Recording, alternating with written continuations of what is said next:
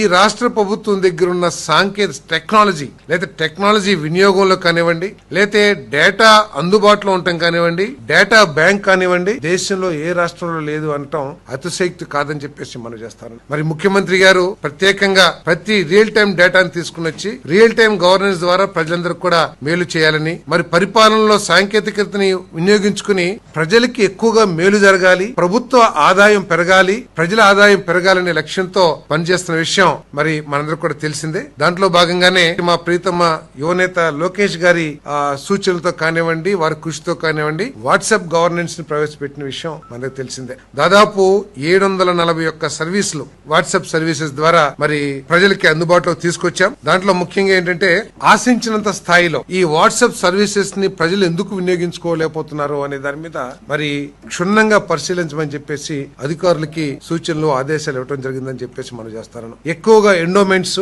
అదే విధంగా ఏపీఎస్ఆర్టీసీ, కొన్ని సంస్థలు హాస్పిటల్ సర్వీసెస్ కానివ్వండి, కొన్ని రంగాల్లో ఈ వినియోగం ఎక్కువగా ఉంది. కానీ చాలా రంగాల్లో చాలా సర్వీసెస్ ఆశించినంతగా ఎక్కువగా వినియోగం లేదని అభిప్రాయపడటం జరిగింది. దీనికోసం ఏదైనా సర్వీసెస్ ని వినియోగించుకోవటంలో ప్రొసీజర్స్ ఏమైనా కష్టంగా ఉన్నాయా, దాన్ని సింప్లిఫై చేస్తానికి, తర్వాత యూజర్స్ ఫ్రెండ్లీ చేయడానికి ఎటువంటి చర్యలు తీసుకోవాలి, దీన్ని ఎక్కువగా వినియోగించడం కోసం 80% ప్రజలు ఎందుకంటే ఆఫీసుల దగ్గరికి వెళ్ళకోకుండా వాళ్ళకి దీనికోసం ఈ సర్వీసెస్ కోసమే వారి విలువైన సమయాన్ని వృధా చేసుకోకుండా మరి వారి చేతిలో ఉన్న ఫోన్ ద్వారానే ఈ సర్వీసెస్ అన్ని పొందాలనే లక్ష్యంతో అవసరమైతే టెక్నికల్ ఎక్స్పర్ట్స్ ఎవరైనా సరే వినియోగించుకుని యూజర్ ఫ్రెండ్లీ సాఫ్ట్వేర్ ని తీసుకురావాలని చెప్పేసి కూడా ముఖ్యమంత్రి గారు సూచించారని చెప్పేసి నేను ఈ సందర్భంగా తెలియజేస్తాను.